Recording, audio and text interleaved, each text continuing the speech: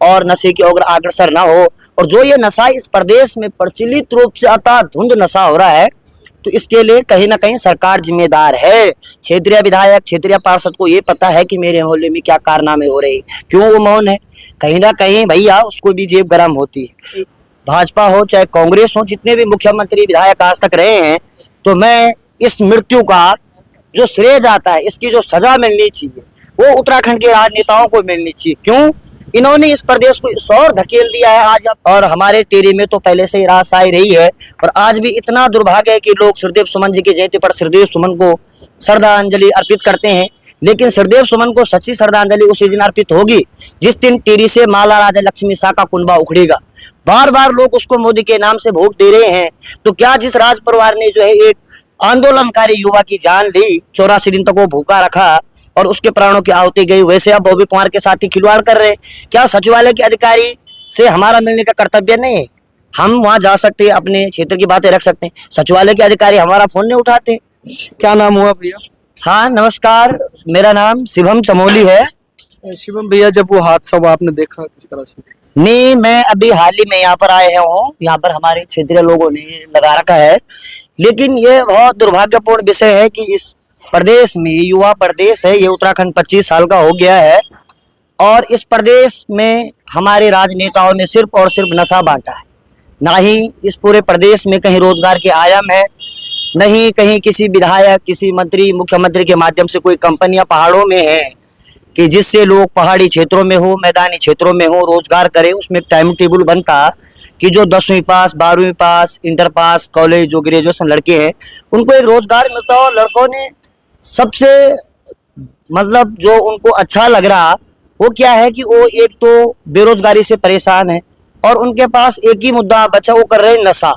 तो नशा, अब मैं तो ये दुर्भाग्य समझता हूँ कि मेरा जो क्षेत्र प्रताप नगर है टिहरी जिले में, उस क्षेत्र तक जो है स्मैक, चरस, गांजा, अफीम, तमाम तरह के नशाली पदार्थ क्षेत्र में चले गए। आज आप और सभी समाचार विज्ञापनों या इन लोगों के माध्यम से भी पता चला कि यहाँ पर 2:30-3 बजे के करीबन यहाँ पर एक नौजवान ने आज जो है यहाँ पर ये हादसा हुआ कि उसकी गर्दन और हाथ उसकी ट्रेन की पटरियों के नीचे कट गए।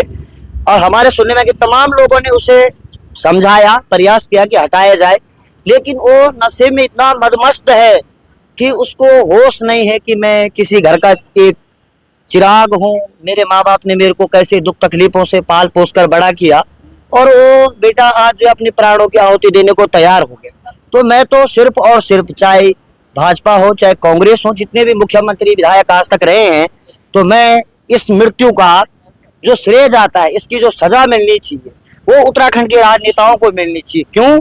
इन्होंने इस प्रदेश को इस ओर धकेल दिया है। आज यहाँ पर मुजफ्फरनगर, हरियाणा, मध्य प्रदेश, छत्तीसगढ़ के लोग सारे, ये तमाम संचालक जो भी हैं, चाहे ये हमारे पहाड़ के लड़कों ने लगा रखा है, ये भी लगा रखा है, लेकिन इस मात्रा में ये किसकी अगुवाई में हो रहा है?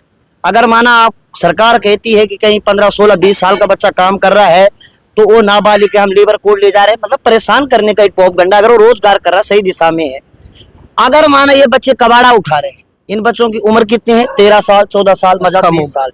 ये बच्चे जब यहाँ कबाड़ा उठा रहे, भिन रहे हैं, तो इनके लिए वो शासन कहाँ है जो ये लेबर कोड की बातें करते हैं कि नाबालिगों से नौकरी मत कराओ? तो क्या ये नाबालिग इस देश और इस प्रदेश के बच्चे नहीं है? क्या इनकी नैतिक जिम्मेदारी सरकार की नहीं कि इन बच्चों को सही राह पे देखें? क्या लग रहा है जो क्राइम रेट बढ़ रहा है उसका कहीं ना कहीं नशा सरकार से लेना देना? बिना सरकार के किसी भी देश में नेता और राजनीति किसी देश, किसी क्षेत्र, किसी जगह का भविष्य तय करती है कि जैसा हमारा चुना हुआ प्रतिनिधि सदन में जाएगा, चाहे वो लोकसभा का सदस्य है, चाहे वो पार्लियामेंट का सदस्य है, चाहे विधानसभा का सदस्य है, जिला पंचायत, क्षेत्र पंचायत है, और तमाम लोग यही बात कह रहे हैं, आम जनमानस, कि भाई ये उत्तराखंड मांगा, इतने लोगों ने अपने प्राणों की आहुति उत्तराखंड के लिए दी, और ये उत्तराखंड अभी बहुत छोटा है, 25 साल का है, तो इसमें तो नई नई टेक्नोलॉजी, तकनीकी, बच्चों ने विद्वान बनना था। आज इतना दुर्भाग्य कि यहाँ के बच्चे सुसाइड, उस बच्चे ने यहाँ पर के इस पटरी के पास हादसा हुआ, उस हादसे की मेन जिम्मेदारी सरकार इसलिए है कि मैं पहाड़ों के क्षेत्रों में घूमता हूँ, मैं एक समाज से जुड़ा हुआ व्यक्ति हूँ, तो मेरा दायित्व है, मैं समाज में घूमता हूँ। तो मेरे को कई गाँवों में आजकल ये सुनने को मिला कि जो कोविड के दौरान उत्तर प्रदेश और बिहार वगैरह में ये रिजल्ट आए, तो इन बच्चों को वहाँ की सरकार ने नियम लागू किया कि इनको 100 में से 100% मार्क्स दिए जाए। तो उत्तराखंड में किसी को 100 में से 100% मार्क्स कोरोना में नहीं दिए गए, और उन बच्चों को महोदय, श्रीफल या तमाम जो छोटे मोटे शब्द है वो लिखने नहीं आ रहे। यहाँ वो जिनके 95% वो उत्तर प्रदेश, बिहार, बरेली के लड़के यहाँ मेरे को मिलते हैं कि साहब मैं यहाँ पोस्ट मास्टर हूँ या मैं पोस्ट डाकमैन विभाग में हूँ और मेरी तनख्वाह 14,000 है। तो मैंने उसको पूछा कि भाई जब तेरी इतनी अच्छी क्वालिफाइड तूने 10वीं 12वीं इतने टॉप नंबरों से किया तो क्यों तू अपने 14,000 रुपए में ऐसी तैसी करा रहा है। तो वास्तव में जो सच्चाई है उनको कुछ नहीं आता है। वहाँ मैदानी क्षेत्रों में लॉकडाउन के टाइम पे उनको 100 के 100% मार्क दिए गए। मैं चैलेंज करता हूँ अगर कोई इंटर कॉलेज का टीचर है या प्रोफेसर है किसी यूनिवर्सिटी का और उससे 10th या 12th का बोर्ड का हिंदी का पेपर दिलाया जाए तो वो मुझे तो नहीं लगता है कि वो टीचर जो है 60 या 70 नंबर लाएगा। मेरे खुद 60 नंबर है हिंदी में, मैं तो इंटर पास हूँ, 10th किया है, मैंने ग्रेजुएशन की है। तो लेकिन तमाम जो ये चीजें हैं और इस मृत्यु के पीछे एक तो ये तो आज चलो ये घर का चिराग गया, हजारों बच्चे बेजुबान लड़के अपने प्राणों की आहुति इस प्रदेश में दे रहे हैं। कुछ तो इसलिए दे रहे हैं कि सरकार ने नशे पर कैसे रोक लगाई जा सकती है? नशे पर अंकुश लगाने का एक ही माध्यम है कि बच्चों को अगर 10वीं 12वीं के पास ही उनको छोटा मोटा रोजगार अपने पहाड़ क्षेत्रों में मिलता तो इस कदर आते ही नहीं नशे की तरफ। ये जो उम्र है 16 से और 22 साल की, ये बच्चे को अच्छी दिशा में सुधार सकते हैं, बिगाड़ सकते हैं। तो ये उन बच्चों को जब कहीं रोजगार में वो निराशा पा रहे हैं, कहीं रोजगार के लिए लड़के अगर सड़कों पे आंदोलन कर रहे हैं तो पुलिस उन पे लाठी बरसा रही है। मतलब अपने अधिकार मांगने के लिए आप सुनते हैं तमाम बच्चे हमारे पेपर देते हैं, यूपीएससी का पेपर लीक हो रहा है। आप तो बॉबी पवार पे एक बार लाठी चार्ज हुई थी। बॉबी पवार भी देखो, दूसरा श्रीदेव सुमन उभर के उत्तराखंड में आ रहा है और हमारे टेरी में तो पहले से ही रासाई रही है। और आज भी इतना दुर्भाग्य है कि लोग श्रीदेव सुमन जी की जयंती पर श्रीदेव सुमन को श्रद्धांजलि अर्पित करते हैं, लेकिन श्रीदेव सुमन को सच्ची श्रद्धांजलि उसी दिन अर्पित होगी जिस दिन टेरी से माला राजा लक्ष्मी शाह का कुनबा उखड़ेगा। बार बार लोग उसको मोदी के नाम से वोट दे रहे हैं। तो क्या जिस राज परिवार ने जो है एक आंदोलनकारी युवा की जान ली, 84 दिन तक वो भूखा रखा और उसके प्राणों की आहुति गई, वैसे अब बॉबी पवार के साथ ही खिलवाड़ कर रहे हैं। क्या सचिवालय के अधिकारी से हमारा मिलने का कर्तव्य नहीं है? हम वहां जा सकते हैं, अपने क्षेत्र की बातें रख सकते हैं, सचिवालय के अधिकारी हमारा फोन नहीं उठाते। तो ये तमाम तरह की जो बातें हैं और एक सरकार ने ये कह रखा है कि मुख्यमंत्री हेल्पलाइन नंबर, कुछ निराकरण नहीं हो रहा। उसमें तमाम सरकारी सुविधाएं जो कानून की व्यवस्था है तमाम ध्वस्त हो रखी है। बार बार उसमें शिकायतें करो कि कहीं वाइन शॉप पे ओवर रेट पे शराब बिक रही है या कहीं कुछ चीज हो रही है, मैं वाइन शॉप कार्रवाई नहीं होती, कार्रवाई कुछ नहीं। वो बार बार फोन करते हैं कि सर आप हमारी प्रक्रिया से संतुष्ट है। तो भाई संतुष्ट क्या, आबकारी विभाग का जो सीनियर लीडर है उस व्यक्ति की पोस्टिंग 3 साल से ज्यादा एक ही क्षेत्र में क्यों रखी जा रही है?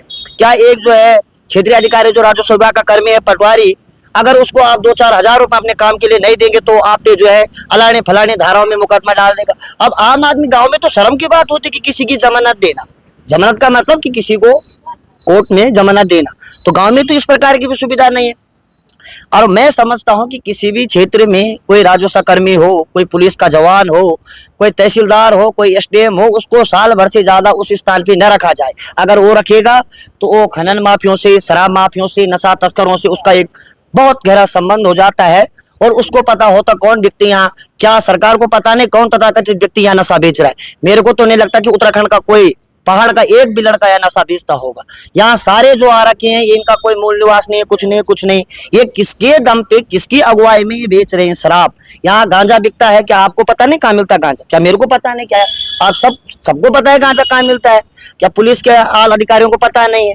क्या अब दुर्भाग्य ये है ना कि जो एक डीजीपी जो कार्यवाहक बन रहा है, आज तो अब तो नया डीजीपी आ गया मेरे संज्ञान में जो है, लेकिन कुछ दिन पूर्व मैंने सुना कि एक डीजीपी जो है वो कार्यकारी डीजीपी है। तो जो कानून व्यवस्था का रक्षक है वो डीजीपी कार्यकारी होता है या फुल बॉस होता है?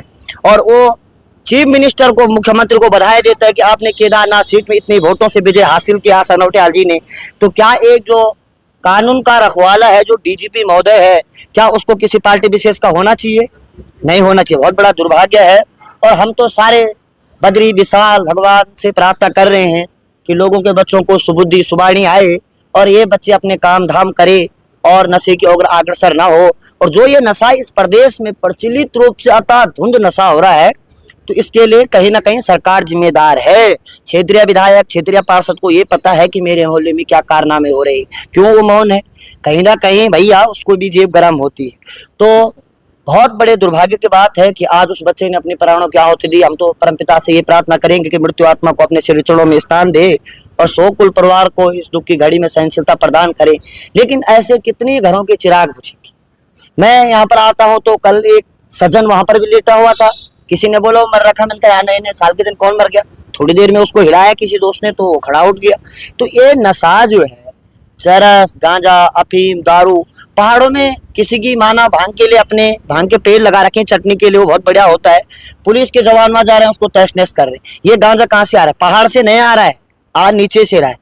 इसमें मिली भगत शासन प्रशासन की, और हम तो जो सरकार है, चाहे वो कांग्रेस की हो या भाजपा की, आज भाजपा की, तो उसको कोसेंगे ना। हमारा गार्जियन तो धामी है ना मुख्यमंत्री, तो हम उसको देश दे रहे हैं कि तेरे बस की शासन चलाना नहीं है तो अपना इस्तीफा दे दे भैया। जब रोजगार तुम उपलब्ध नहीं करा सकते, क्या इन लोगों, उत्तराखंड के लोगों को पोस्ट मास्टर बनना चाहिए तो बाहर के लोग बन रहे हैं?